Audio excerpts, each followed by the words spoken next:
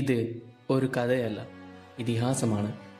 ഭൂമിയെ നടുക്കിയ മഹായുദ്ധത്തിൻ്റെ ചരിത്രം, രാജ്യങ്ങളുടെ ഉത്ഭവവും വീഴ്ചയും കണ്ട മഹാഭാരതം, ധർമ്മവും അധർമ്മവും ഏറ്റുമുട്ടിയ മഹാനാടകം, ഇതിഹാസങ്ങളുടെ ഇതിഹാസം. ഇതാണ് മഹാഭാരതം.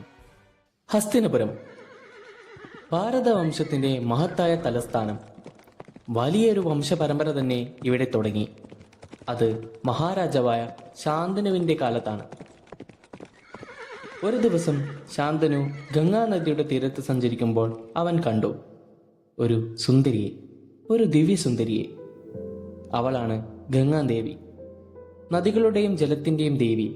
ശാന്തനുവിൻ്റെ ഹൃദയം അവളെ കണ്ടപ്പോൾ തന്നെ തോൽക്കുകയായിരുന്നു. രാജാവ് ശാന്തനു ഗംഗാദേവിയോട് വിവാഹം കഴിക്കാൻ പ്രാർത്ഥിച്ചു.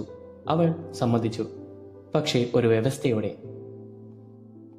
മഹാരാജ, ഞാൻ നിങ്ങളോടൊപ്പം ജീവിക്കും, പക്ഷേ ഒരിക്കലും എന്നോട് ഒന്നും ചോദിക്കാൻ പാടില്ല. നിങ്ങൾ ഈ വാഗ്ദാനം പാലിക്കുമോ? ശാന്തനു അതിനോട് സമ്മതിച്ചു. അവർ വിവാഹിതരായി. അവർ സന്തുഷ്ട ജീവിതം ആരംഭിച്ചു. അവർക്ക് കുട്ടികൾ പിറന്നു.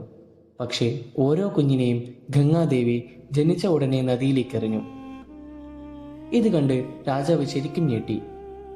എന്താണ് ഈ ഭയാനക രഹസ്യം? അവസാനം ഏഴാമത്തെ കുഞ്ഞിനെ നദിയിലേക്ക് എറിയുന്നതിന് മുമ്പ് ശാന്തനു ഗംഗയെ തടഞ്ഞു. രാജ, നിങ്ങൾ വാഗ്ദാനം മറന്നു. ഞാൻ ഇനി ഇവിടെ താമസിക്കില്ല, പക്ഷേ നിങ്ങളുടെ മകനായ ദേവവർദ്ധനെ നിങ്ങൾക്ക് നൽകാം.